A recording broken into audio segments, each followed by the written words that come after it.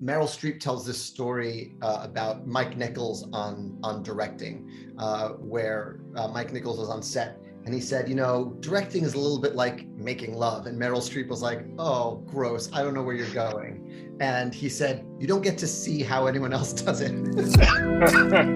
That's true.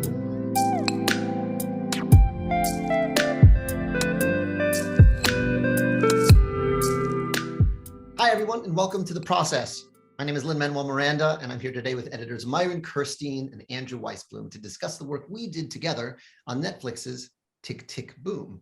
There's a lot of intro to editing questions here. I'm going to skip those and get to the good stuff. And why don't we start with you, Andy?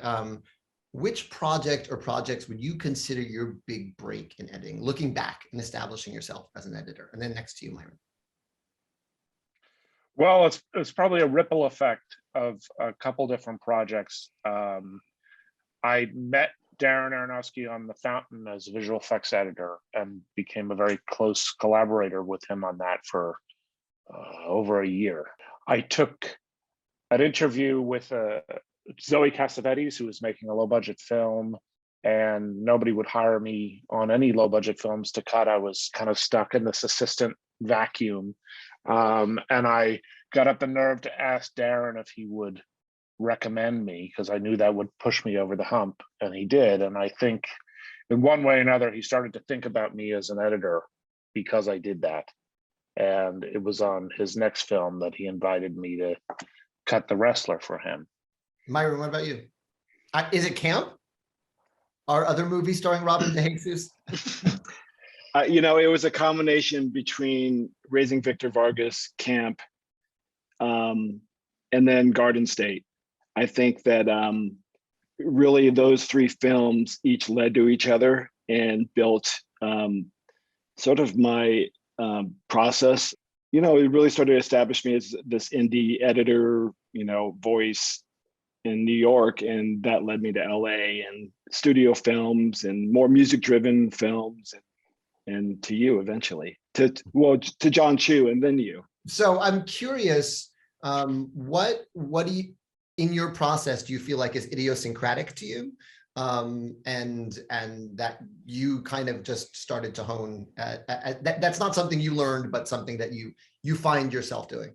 I do get very analytical in my approach in terms of shot structure and grammar and how I use different pieces grammatically to start to build the story, and then it starts to transition to the gut, I guess, if that makes sense. But that's always my way in, is trying to find the rule book for myself.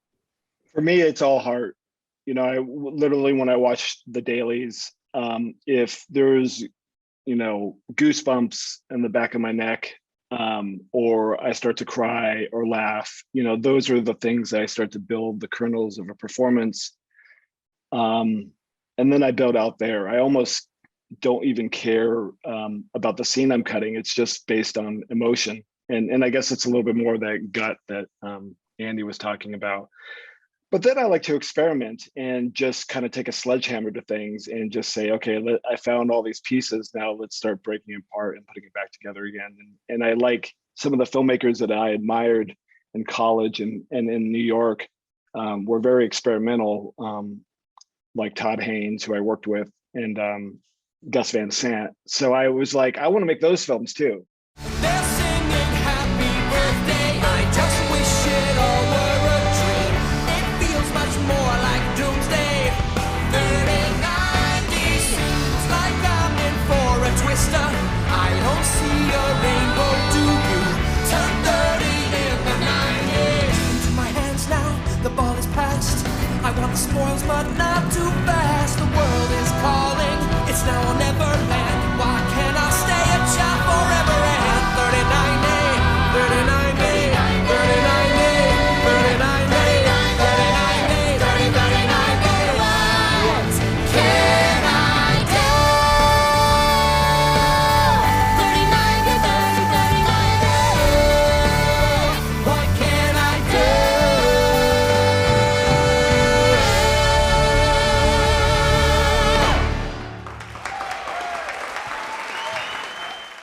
is a big old honking musical we're working on where sound is, really front and center. So first Andy, and then Myron, as you sort of took over and got the baton from Andy, what were sort of the challenges you saw kind of as we were going into pre-production and as we were planning this thing? Well, I knew that one of the challenges was tone, and trying to I think something we were conscious of initially, and then I guess became more conscious of later once you start showing it to an audience, is the balance of humor and neurosis and all these other things that are there that are kind of central to Jonathan Larson's point of view, very honest point of view about his own anxieties, and how to make that accessible and relatable for an audience. So I was concerned with that. I was concerned with making sure that we found the right context for that stuff. And Myron, you got handed, basically, we'd gotten through sort of director's cut and first screening before Andy had to go move on to his next project. So tell me what that, first of all, sort of jumping in on something that's been cut a fair amount and worked on, and then sort of what you saw as your responsibility moving forward. Well, it's very intimidating to work on your first movie and also to work on something that Andy had just, was cutting, because it's like, okay, two of my heroes right there. Now I get to work with them. But then at the same time, it's like, I have to keep pushing. I need to raise the bar. I need to pretend as if none of this is working and question everything, because that, I think sometimes in the process, especially a director's cut, you're like, we're done, right? This is it. And you're like, no, actually the process is just beginning. The rewriting process, with a musical, there's so many moving pieces with a music editor and re-recording music, confusion, relationships, all that stuff I had to question and make sure that I didn't get lazy about it. Yeah, well, yeah, it's interesting. For me, this was, as a first-time filmmaker, it was the part of the process I knew the least about. I've edited little things, short pieces, but never something on the scale of a full film. And I found it so analogous to songwriting. That was sort of one of the great joys of, Paul McCartney has a great quote in his recent docuseries with Rick Rubin, where he says, like, they're all on here. Like you sit at a piano and like every song that's ever written is here. And that's amazing and exciting. It means you can pull something out of the piano too. And I felt that way when we sat, instead of the 12 notes that we all have access to as songwriters, what you have to play with is everything you shot. Within that, it's all fair game. And I found that thrilling. And so I found the challenge of how do we get everyone on the same page as who Jonathan Larson was, without leaning into the tropes that are tropes because they work so well, of like the white text on the black, the special voice, the things you see on A&E biography all the time. And how do you give them the minimum of context and then just like let them get sucked into the story as quickly as possible? And we all kind of attack that. Revolving door roommates, prick up your ears. 14 people in just 4 years. Anna, Max, and Jonathan, and Carolyn, and Carrie. David, Tim was just a guest from June to I remember Tim. January. Margaret, Lisa, David, Susan, Stephen, Joe, and Sam. And Elsa, the bill collector's dream, who still is on the lam. Don't forget the neighbors, Michelle and Gay. More like a family than a family. Hey, the time is flying, and everything is dying. I thought by now I'd have a dog, a kid, and wife. The ship is sort of sinking, so let's start drinking before we start thinking. This is the life. This is the life. Bo, bo, bo, bo, bo. This is the life. Bo, bo, bo, bo, bo. This is the life. Bo, bo, bo, bo, bo. Bohemia. Yeah, yeah, yeah. Bohemia. One more time. Bohemia. Bo, bo, bo, bo.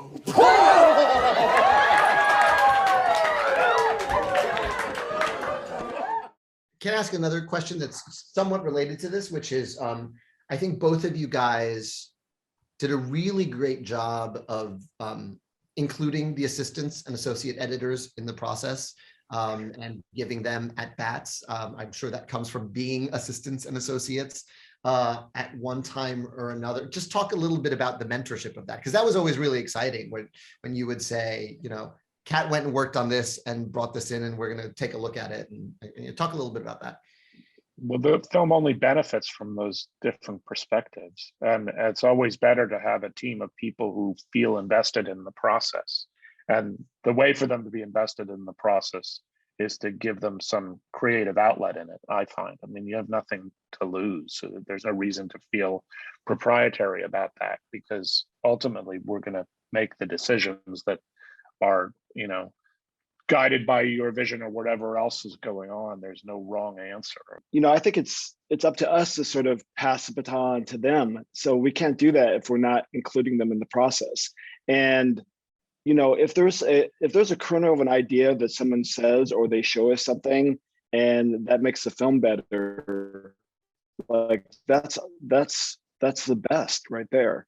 Lynn, I wanted to ask you a question. I'm just dying to know this. Like on Hamilton, there's kind of like this postmodern mashup with time that goes backwards and forwards, and it so much relates to how Tick, Tick, Boom was written, but also how we played with the edit. I was just wondering, is that like just something you're really interested in? It's so fun for me because it's both really commercial, you know, you make really commercial things that people love, but it's also very experimental, and I'm just curious about it. There's a truism in musicals that the opening number establishes the rules of how music works in this world.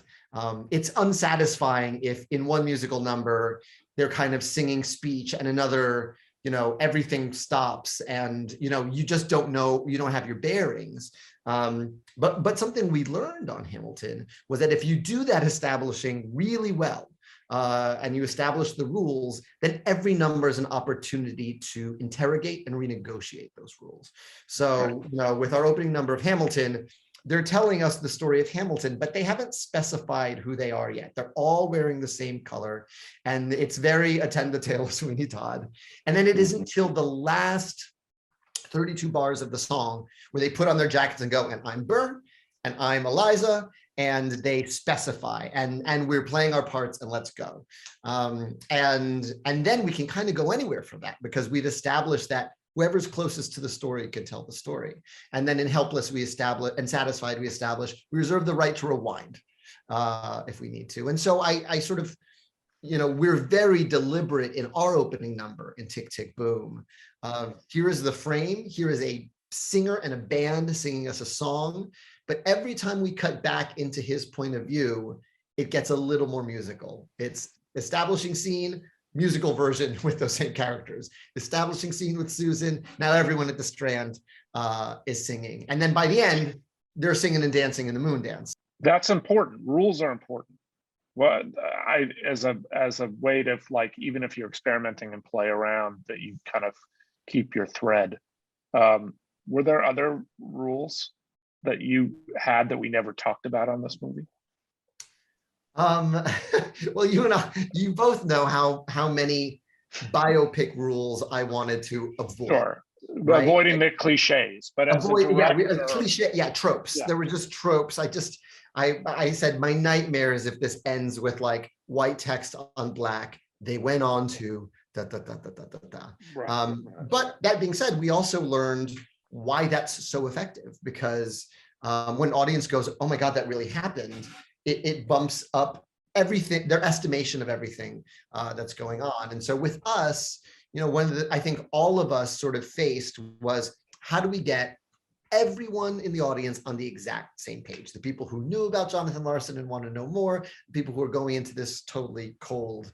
The other reason I didn't want to lean into those cliches is that this is not the biopic you usually get, right? You usually get the biopic of the person, like they're down on their luck and then they write their masterpiece, and they, you know, and Rocky makes it all the way up the steps, right?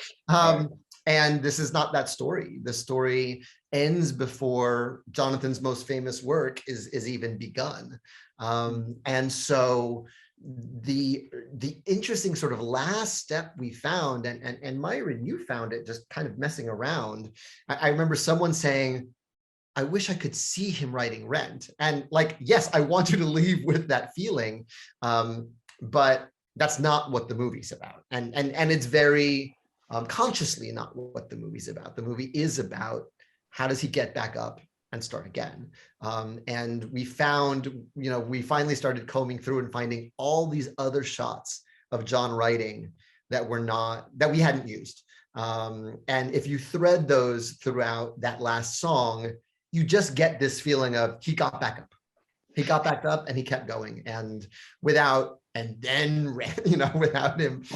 Right. outside the Rent theater. So it was really it was all really kind of useful information and experimentation. What have been some of the sort of the reactions to your work in the world since the release of the film? Yeah, I think that people both who are artists and who are not artists seem to relate to it, because everybody seems to relate to the idea of being lost in their 20s or nearing 30 or a certain milestone and not having accomplished something, or just on the pinnacle of accomplishing something, and they find it very emotional. I have a lot of friends who claim to hate musicals. I don't know why that's a popular thing. Rough crew you roll with, Andy. Yeah, but I got some cynical people in my world. Anyway, every one of them has then watched this and come back to me and said, I really love this movie. And that is very satisfying to me, that we can kind of crack that code with this Trojan horse of a movie that, they find themselves singing the songs anyway. Yeah. Most folks who say they don't like musicals just can't make the leap of bursting into song. Keanu Reeves can take a million knives to the chest and not die, but people can't break into song. And I think one of the reasons it's a gateway musical is because we ease them into it. It's perfectly plausible to see a rock band on a stage break into song, and then we slowly open that up and open up the ways in which that can happen. Congratulations on your Oscar nominations, guys. I can't wait to see your tuxes. My kids are rooting for you both. Thank you for editing in my house and podding with me. Thank you to the Thank boys. you. Congratulations on your nomination as well. This is Lin-Manuel Miranda, and this has been The Process. Thank you, Andy and Myron, and I'll see you at the film prom.